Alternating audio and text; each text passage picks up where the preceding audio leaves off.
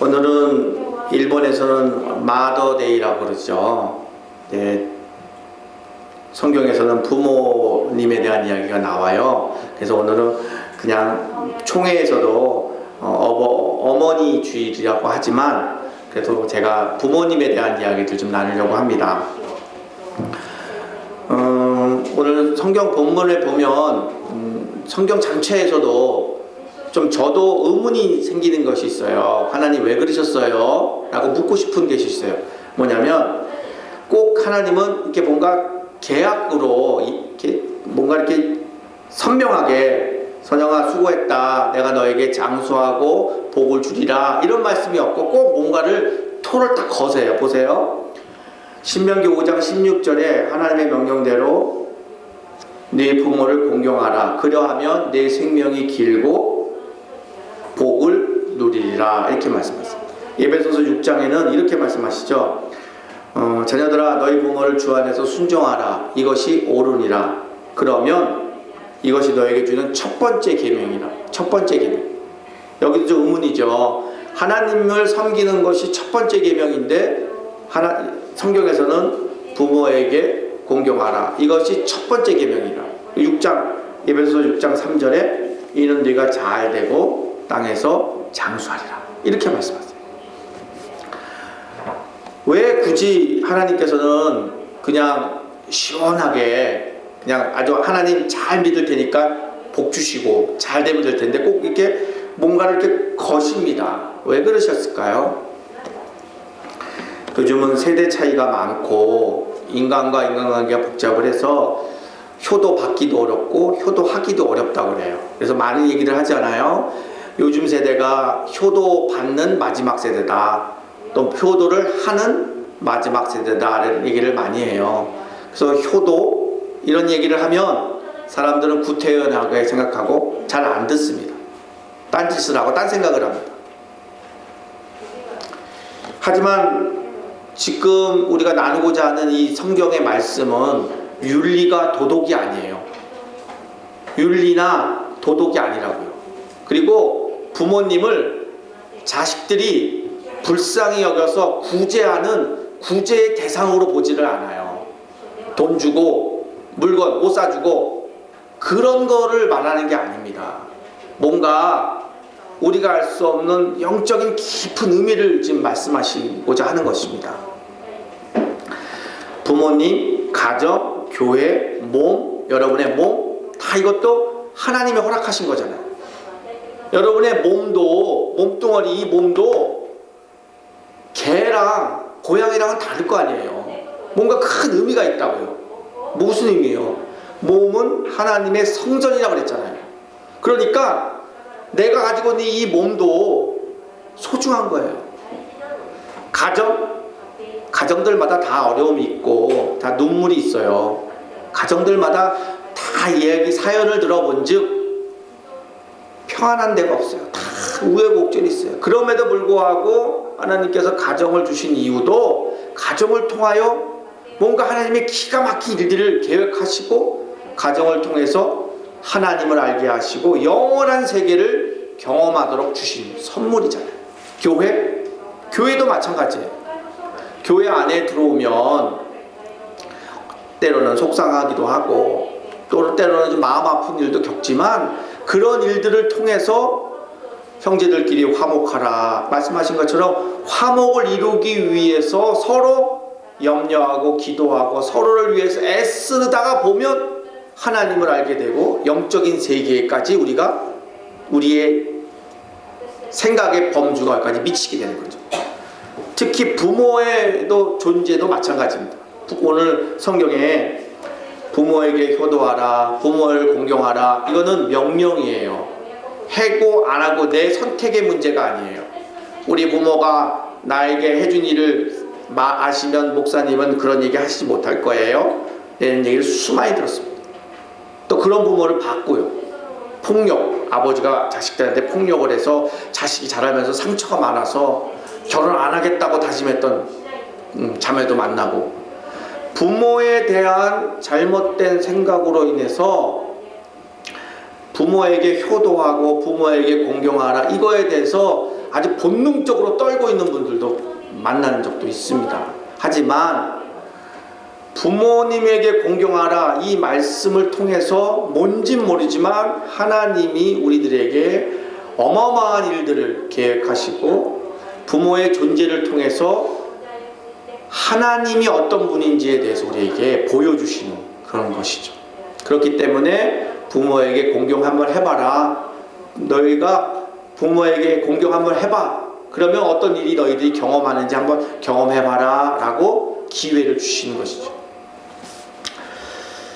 그래서 여러분 앞에 서 있는 저는 제 스스로까지 저는 불효자라고 생각을 해요. 그렇게 떳떳하고 누구에게, 저희 부모님에게 누구보다 잘했다고 생각은 못해요. 불효자가 효도합시다 이런 얘기하면 얼마나 코미디예요. 얼마나 우스꽝스러운 얘기예요. 이거는 윤리적으로 도덕적으로 효도합시다 이 차원을 뛰어넘어서 하나님에 대한 이야기, 영원한 세상, 우리가 죽으면 가야 할 그 나라에 관한 이야기들이기 때문에 이제 말씀을 통하여서 나누려고 합니다.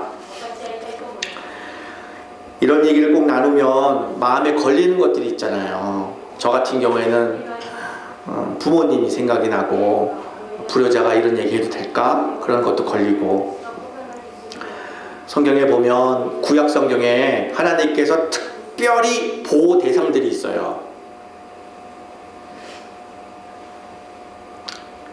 돌아갈 집이 없는 나그네들, 그리고 보호해줄 남편이 없는 과부들, 그리고 돌봐줄, 지켜줄 부모가 없는 고아들, 그리고 저처럼 자식이 먼저 부모보다 떠난 그 집. 그건 너무 슬퍼서 호칭 자체가 없어요. 이렇게 슬픔을 겪고 있는 이 네 부류들은 가정, 특히 부모 공경하십시오 라고 이런 날들에 말씀을 나눌 때는 꼭 왠지 소외되고 왠지 더 아픔을 찌르는 듯한 그런 일들을 제 스스로도 많이 고민을 해요. 하지만 부모를 공경하라 이 말씀은 단순한 육적인 부모를 뛰어넘어서 하나님에 관한 이야기들, 그리고 주 안에서 살고 있는 우리들, 주님만 바라보고 사는 우리들, 이곳에 있는 권사님들 일본 오셔서 50년 40년 주님만 바라보면서 살아오셨잖아요. 주님만 바라보면서. 그런 분들에게는 교회를 통해서 이제 가족들을 만나는 거죠. 교회를 통해서 부모님 만나고, 저 같으면 교회를 통해서 자식을 만나고, 교회를 통해서 삼촌을 만나고, 고모도 만나고, 이모도 만나고. 왜냐하면 우리는 영원히 같이 살 가족들이잖아요. 요즘은 자식들 한 명 낳잖아요. 형, 누나가 없잖아요. 교회를 통해서 형하고 누나를 만나는 거죠. 그런 의미에서 볼 때는 오늘의 부모를 공경하라, 이거는 꼭 부모님이 살아계신 분, 꼭 부모님을 좋은 분, 부모님이 교회를 잘 다니시는 분, 내 부모님이 자랑스러운 분, 성공하신 분만 이야기하는 게 아닙니다. 좀 더 폭넓게 넓은 마음으로 하나님의 나라, 영적인 부분까지도 우리가 깊은 깨달음이 있기를 간절히 바라겠습니다. 교회, 가정, 부모님, 몸 다 단순히 눈에 보이는 것이 아닌 영적인 의미라는 것을 깊이 깨닫으시고, 부모에게 효도하십시오. 효도해야 합니다. 효도해야죠. 해야죠. 우리들 마음속에 다 생각이 있어요. 하지만 좀처럼 쉽지가 않은 문제예요. 쉽지 않습니다. 부모에게 효도한다는 것은 여러 가지로 힘듭니다. 그것 때문에 우리가 마음이 아프고 죄책감이 있고. 제가 작년에 동경 시내에서 제일동포 몇 분과 만났는데, 제일동포 1세들은 그들의 아픔을 저보러 아시냐고 물어보시더라고요. 그래서 제가 잘 모릅니다. 가르쳐 주십시오. 그랬더니 제일동포 1세들은 무엇을 하든 자기는 천벌을 받을 사람이라고 늘 생각을 한대요. 왜냐하면 부모를 버리고 여기에 왔다고 생각하니까, 늙은 부모에게 수발도 못 들여드리고, 늙은 부모 아침에 일어나서 얼굴도 못 봐드리니까 자기들은 천벌 받아야 한다고 생각하기 때문에 늘 죄책감으로 괴로워하며 살았던 눈물 많은 인생들이라고 얘기하시더라고요. 그러면서 제일동포 1세, 2세들 저보러 따뜻하게 안아드리라고 그렇게 설명해 주셨어요. 누구 부모에게 효도하십시오. 우리 효도합시다. 이거는 어떤 사람들에게는 큰 상처 또는 어려움일 수도 있어요. 단순한 오늘의 말씀은 그냥 부모에게 효도합시다 이런 차원이 아닌 하나님의 마음을 깊이 깨닫는 시간 되시기를 간절히 바라겠습니다. 부모를 공경하라. 이거는 엄중한 하나님의 명령입니다. 선택할 수가 없는 것입니다. 그러면 우리가 물어볼 수 있잖아요. 어떻게 효도하는 건데요? 어떻게 공경하는 건데요? 하나님 가르쳐 주십시오. 제가 하겠습니다. 오늘은 어떻게에 대한 부분, 어떻게 부모에게 공경할 것인가, 어떻게를 하다 보면, 그렇게 살다 보면 하나님을 알게 되고 영원한 세계 하나님의 나라를 알게 된다는 것입니다. 첫 번째 22절, 네 낳은 아비에게 청종하고 네 늙은 어미를 경히 여기지 말지니라, 이렇게 말씀하셨어요. 22절, 부모의 말씀에 청종하라 이렇게 말씀하시죠.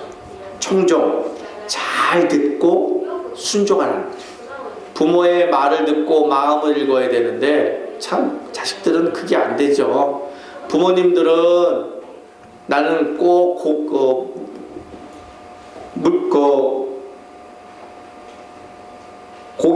물고기를 구우면 나는 꼭 머리만 좋더라, 나는 꼬리만 좋더라, 그 얘기를 하면 자식들은 우리 엄마는 꼭 생선 대가리, 생선 머리만 좋아하지, 그것만 생각하죠. 마음을 못 읽는 거죠. 자식 한 토막 더 주려고 하는 걸 못 알아들어요. 잘 들어야 되는데, 첫 번째 효도는 효심이잖아요. 마음이잖아요. 물건을 주고 돈을 주는 게 하시는 효도가 아니잖아요. 첫 번째 하나님께서 말씀하신 거는 잘 들으라는 겁니다. 잘 들으라고. 우리 부모님은 많이 못 배웠고 세상 경험도 없고 스마트폰도 못하고 인터넷도 못하고 가본 곳도 없고 하니까 잘 몰라 하고 잘 안 들으려고 해요. 하나님께서는 효도의 첫 번째는 잘 들으라는 겁니다. 근데 문제가 있어요. 여러분, 어르신들이랑 대화하면 공통점이 뭘까요? 반복입니다. 무한 반복. 저 말 다음에는 저분은 노란색 옷을 입고 뒷문을 갈 거야. 꼭 같아요. 무한 반복, 계속 반복돼요. 듣다 보면 막 졸려요. 너무 힘들어요. 하지만 하나님께서는 우리에게 말씀하시기를 잘 들으라는 거예요. 귀 기울여 들으라는 거죠. 그게 다 훈련시키시는 거죠. 설교 좋아하는 사람 아무도 없어요. 제가 지금 이렇게 설교를 하지만 여러분 얼마나 말하고 싶겠습니까? 목사님 그건 아닌데요? 얼마나 말하고 싶으시겠어요? 말 못하고 듣기만 하니 얼마나 괴로워요. 하지만 하나님께서는 부모를 통해서 그렇게 훈련시키시는 거죠. 잘 들어야 되는데 연세가 드시면 하고 싶은 얘기는 많고 또 사람 만나는 사람은 없고 하니까 한번 붙잡으면 똑같은 얘기를 계속 반복합니다. 뭐 새로운 건 아무것도 안 나옵니다. 그날 그 사람의 이야기는 계속 반복이 됩니다. 죽지도 않습니다. 어른들 이야기에 나오는 사람은 절대로 죽지도 않고 그 사람 병들지도 않고 어디 가지도 않습니다. 꼭 나타납니다. 듣기 어렵죠. 하지만 어른들이랑 얘기할 때 꼭 기억해야 될 것은, 제가 훈련을 해보니까 두 가지를 기억하면 돼요. 내 어머니, 내 아버지만 잘하면 됩니다. 뭐라고 얘기하시면 예 아버지, 예 어머니, 어디서 많이 들은 얘기 아니겠습니까? 학생들이 학교 가서 공부 잘하는 비결 딱 한 가지입니다. 내 선생님만 잘하면 됩니다. 선생님이 뭘 시키면 네 선생님 이상하게 봅니다. 쟤 왜 저러지? 근데 뭐든지 선생님한테 네 선생님, 야단을 쳐도 네 선생님, 그게 입에 배기 시작하면 아이들이 몸이 만들어지고 마음이 만들어져서 선생님을 좋아하고 선생님께 다 가는 겁니다. 자식들도 마찬가지예요. 여러분 자식들 교육시킬 때도 딴 거 없어요. 내 아버지만 자꾸 훈련시키세요. 딴 거 없어요. 내 아버지가 부르면 내 아버지 달려오게 만들어야 돼요. 아버지가 뭘 줘도 내 아버지 고맙습니다, 내 아버지가 입에 배야 돼요. 하다 보면 아이들 몸이 만들어지는 거예요. 몸이 아버지를 향한 마음대로 자꾸 하다 보면 마음도 영도 그렇게 만들어가는 겁니다. 습관이 되어가는 거죠. 부모님들이 뭐라고 말씀하시면 내 아버님, 내 아버지를 자꾸 장단을 맞춰드리세요. 그러면 아버지, 어머니의 변화, 반응을 보세요. 더 젊어지시고 몸도 튼튼해지시고 마음도 건강해지시는 걸 보실 거예요. 보약입니다. 보약. 1000만원짜리 보약보다 더 큰 보약입니다. 내 아버지, 내 어머니. 정말 무슨 얘기를 해도. 그리고 두 번째는 이거는 연인들끼리 하는 건데요. 이제 연애를 잘하는 사람들이 이런 얘기들을 많이 해요. 남자들이랑 여자들이랑 대화를 하다 보면 여자들 속 터지죠. 남자들은 대화가 안 되잖아요. 남자들은 결론만 얘기해야 돼요. 과정은 필요 없어요. 네. 예를 들어서 자기야 오늘 구로에서 김 집사님을 만났는데 빨간색 핸드백을 들고 구두는 보고 막 여자들이 얘기해요. 그럼 남자들이 한참 듣다가 뭐라 그래요? 그거 왜 만났는데? 왜 집사님을 만났는데? 아니 그냥 지나가다가 만났다고. 여자는 그게 중요한 게 아니에요. 그걸 설명을 자꾸 하는데 남자들은 그거 왜 만났는데? 그분 왜 만났냐고, 뭐 했냐고. 대화가 안 되죠. 그래서 남자들한테 이렇게 얘기해요. 여자들이랑 사랑하는 사람이랑 만났을 때 이렇게 대화하세요. 그리고 여자들이 뭐라고 막 얘기하면 끝말을 이어줘야 돼요. 여자들이 이제 막 이제 수다를 떨어요. 그래서 김 집사님이 빨간 옷을 입고 구두를 하얀 걸 신고 왔어. 아 구두가 하였어? 뒷말을 꼭 이어줘야 돼요. 그러면 말하는 사람이 신이 나요. 그래서 부모님들한테 한번 해보세요. 부모님들이 오늘 동네에 김영감이 떡을 사왔대더라. 야 떡을 사왔는데 내가 막걸리를 먹고 싶어갖고 동네에 가 슈퍼 가서 막걸리를 가는데 계속 이해했잖아요. 그러면 처음에 얘기했던 떡 얘기는 없어졌어요. 이미요. 막걸리가 됐고 막걸리가 돼서 막걸리를 사러 갔는데 누구를 만났는데 그 사람이야 아들이 서울 갔는데 서울 가갖고 사업을 했는데 남대문에서 장을 졌는데 쭉 이어지잖아요. 그럴 때 끝말을 잘 들었다. 아 김영감 아들이 무슨 가게를 했는데요? 가게를 열었대요. 이야기를 자꾸 이어주면 상대방이 그 이야기를 듣고 신이 나서 막 얘기를 합니다. 그렇게 해서 대화를 이어가는 거죠. 그렇게 하다 보면 부모님 마음속에 내 자식이 내 얘기 잘 듣고 있구나, 내 얘기를 그래도 귀담아 듣고 있구나 하고 부모님 마음들이 시원해진 거죠. 이런 것들을 경험하면서 우리가 하나님에 대해서 배워가는 거죠. 우리가 기도할 때 우리는 우리가 세게 기도한다, 뭐 기도빨이 좋다, 뭐 엄청난 고음으로 생전 듣지 못했던 방언으로 우렁차게 기도하면 기도 좋네, 기도 잘하네, 그렇잖아요. 그게 아니고 정말 좋은 기도는 하나님의 음성을 듣는 사람들입니다. 잠잠. 정말 기도가 깊은 분들은 큰 소리도 안 냅니다. 조용조용. 정말 대화하듯이 기도하는 거죠. 하나님, 이거 어떻게 할까요? 하나님, 이건 뭘까요? 자꾸 하나님께 대화를 시도하고 하나님의 이야기를 듣는 거죠. 이걸 통해서 하나님을 알아가는 것입니다. 22절에 우리들의 효도의 시작은 어른들의 이야기를 잘 들어드리는 것. 우리 교회 안에서도 그렇고 여러분의 가정도 그렇고 여러분의 직장도 마찬가지입니다. 여러분 상사들에게 사랑받으려면 상사들의 이야기를 잘 들어야 되는 겁니다. 그거부터 시작되는 겁니다. 아부가 이야기를 잘 듣는 거는 다른 겁니다. 두 번째로 23절에 보시면 진리를 사고서 팔지 말며 지혜와 훈계와 명철도 그리할지니라 이렇게 말씀하세요. 진리를 소중히 여겨라 이렇게 말씀하시는 것이죠. 진리를 사고서 팔지 말라, 이거는 진리를 소중히 여겨라 라고 말씀하시는 것이죠. 어떻게 해야 하나님께 효도하는 것일까? 어떻게? 창세기 2장 24절에 이렇게 말씀하세요. 부모를 떠나서 둘이 하나를 이루어라 이렇게 말했어요. 이 말씀이 결혼식 때 많이 쓰잖아요. 부모를 떠나? 그럼 부모가 살고 있는 집에서 분가해서 둘이 한 몸을 이루라, 합방을 해라. 단순한 이런 게 아니에요. 부모를 떠나 둘이 하나가 되라고 그러잖아요. 둘이 살아온 세월도 다르고 음식 먹는 것도 다르고 말하는 투도 다르고, 저도 한국 사람이랑 둘이 살지만 제 아내랑 저랑 한국말로 대화하지만 어떨 때는 대화가 안 될 때가 있어요. 저는 그게 아니고 하자는 건데 제처는 하지 말자는 쪽으로 얘기하는 건데 서로 모르는 거예요. 정말 둘이에요. 정말 둘이에요. 남남 둘이라는 거죠. 둘이 하나가 되라고 그러잖아요. 하나가 어떻게 돼요? 성숙해야 하나가 되는 거예요. 남자랑 여자랑 둘 중에 하나가 어린애같이 말하고 어린애같이 생각하면 하나가 못 됩니다. 그 가정이 깨지지 않는 이유는 아내가 잘 참아줬고 인내했기 때문에 깨지지 않는 거예요. 남편이 어른스러워서 아내 행동하는 걸 다 품었기 때문에 안 깨진 거예요. 그래서 하나님께서도 부모를 떠나 둘이 하나가 되라, 성장하고 성숙해야 되는 거예요.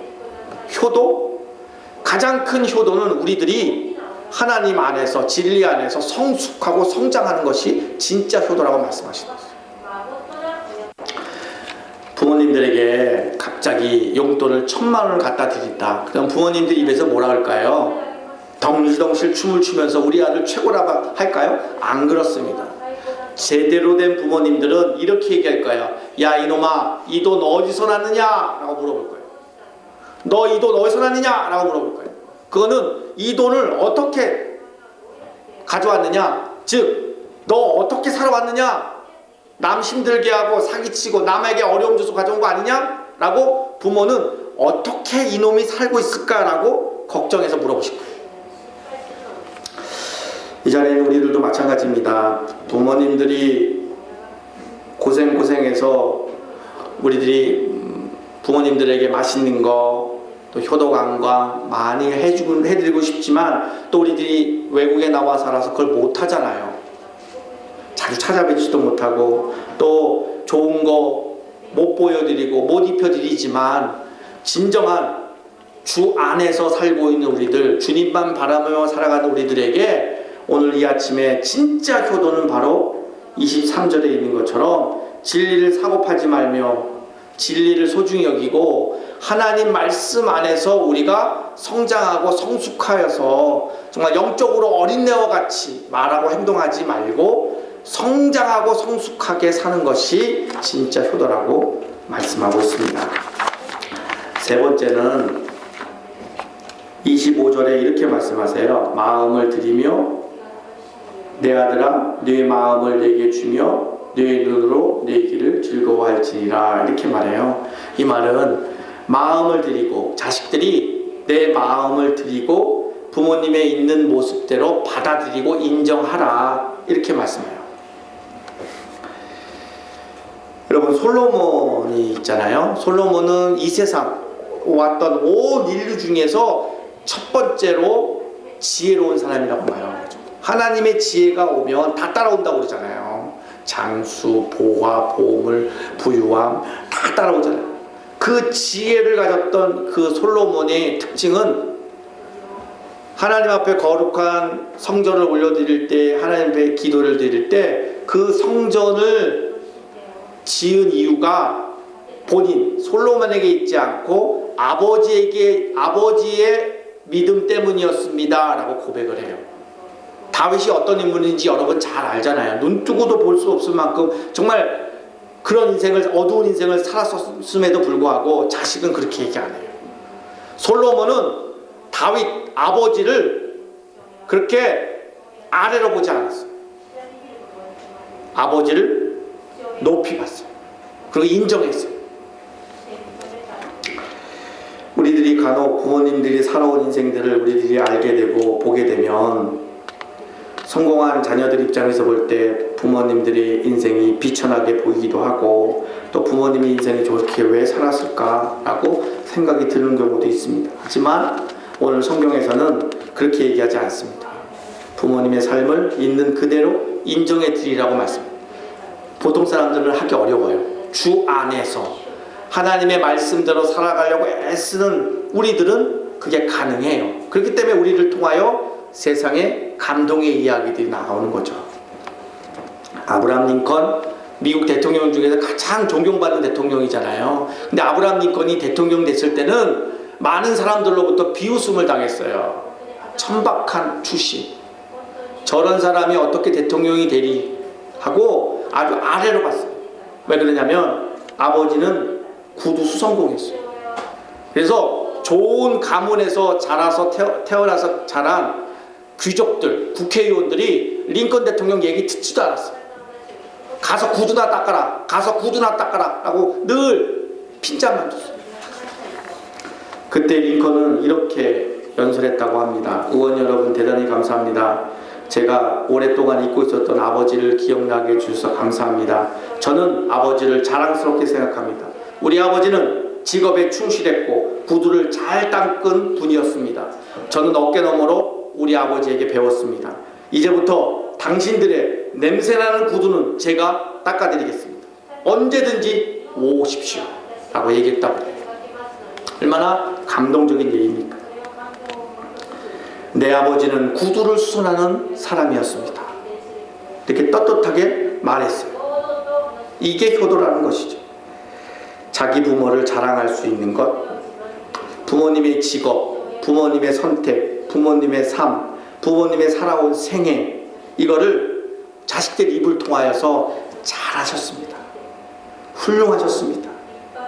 아버님 하신 일, 어머님이 하신 일 저는 존경합니다. 그렇게 말해 드리는 것이 진정한 효도라고 오늘 성경에서 말씀하고 계십니다.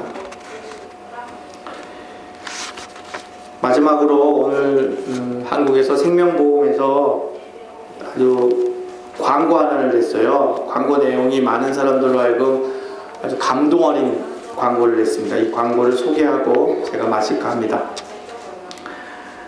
아버지 어머니에 관한 내용입니다. 29살 때 14시간을 기다려야 자식의 울음소리를 들을 수 있었습니다. 그때 당신은 당신도 모르게 기도를 올렸습니다. 37, 자식이 초등학교에 들어가 우등상을 탔습니다. 당신은 액자를 만들어 가장 잘 보이는 곳에 두었습니다. 아직도 당신의 방에는 누렇게 바랜 액자가 걸려 있습니다. 43, 일요일 아침 모처럼 자식과 뒷산 약수터로 올라갔습니다. 이웃 사람들은 자식이 아버지를 닮았다고 인사를 건넸습니다. 당신은 괜히 기분이 좋았습니다. 48, 자식이 대학 시험을 보러 갔습니다. 당신은 평소와 다름없이 출근했지만 하루 종일 일이 손에 잡히지 않았습니다. 53, 자식이 첫 월급을 타서 내일 속옷을 사왔습니다. 당신은 쓸데없이 돈을 쓴다고 나무랬지만 밤늦도록 그 속옷을 입어보고 또 입어보고 또 입어봤습니다. 61, 딸이 시집가는 날이었습니다. 딸은 도둑같은 사위 얼굴만 쳐다보며 한박 웃음을 띄웠습니다. 당신은 나이가 들고서 처음으로 눈시울이 붉어졌습니다. 오직 하나, 자식 잘되기만을 바라며 살아온 한평생. 하지만 이제는 희끗희끗한 머리로 남으신 당신, 우리는 당신을 아버지라 부릅니다. 어머니 광고는 이렇습니다. 어머니 광고. 21살, 당신은 고개 2개를 넘어 얼굴도 본 적이 없는 김시댁의 큰 아들에게 시집을 왔습니다.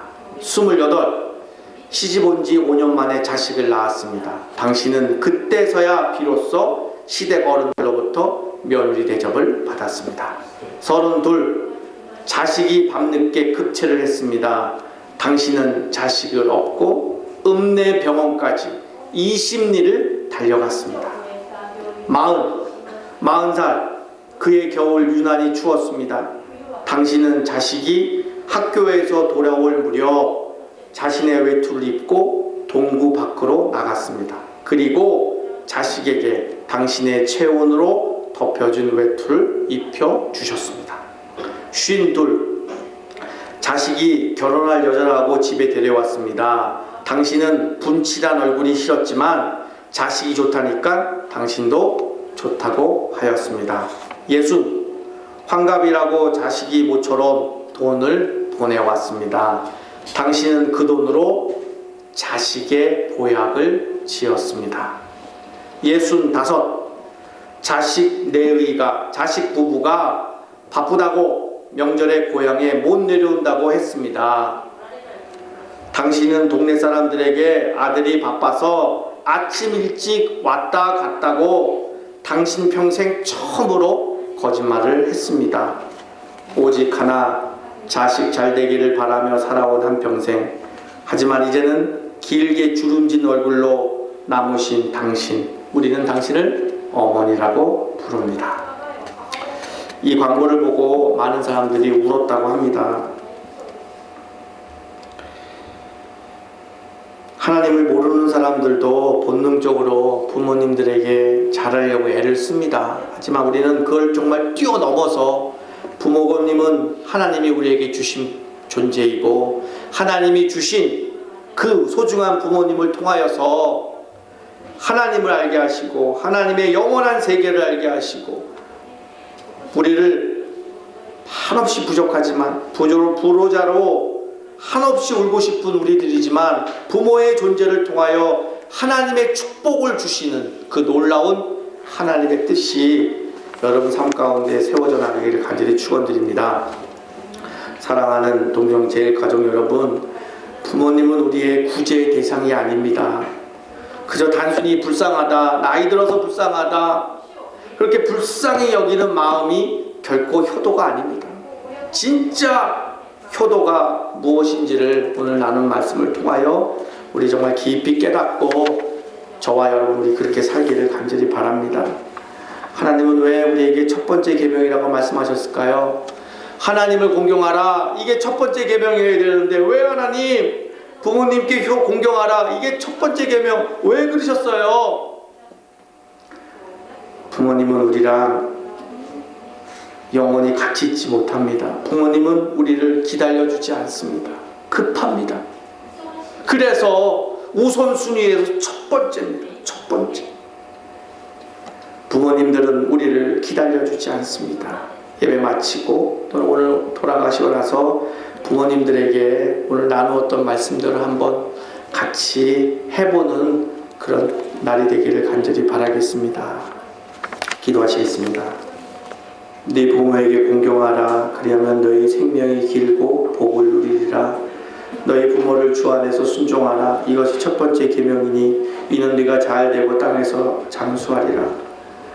주어도 모자람이 없이 다 주셨던 부모의 은혜를 입고 부모의 사랑을 입고 나온 귀한 하나님의 자녀들 한 사람 한 사람, 세상 염려로 인하여 돈이 없어 못 배워서 건강이 여의치 않아 주눅들어 살아가는 저희들에게 오늘 말씀을 통하여 다시 한번 힘을 얻고 어깨 피고 당당하게 살아갈 수 있는 은혜를 허락하시니 감사합니다. 우리에겐 부모의 사랑이 있고 우리에겐 하나님의 사랑이 있기에 나머지 인생을 힘있고 당당하게 살려고 합니다. 하나님, 귀한 성도들 말씀을 듣고 새로운 결단 있게 하시고 우리를 통하여 감동의 이야기들이, 감동의 사건들이 일어나도록 우리의 발걸음 한 걸음을 지켜주시옵소서. 믿고 감사하며 예수님의 이름으로 간절히 기도드리옵나이다.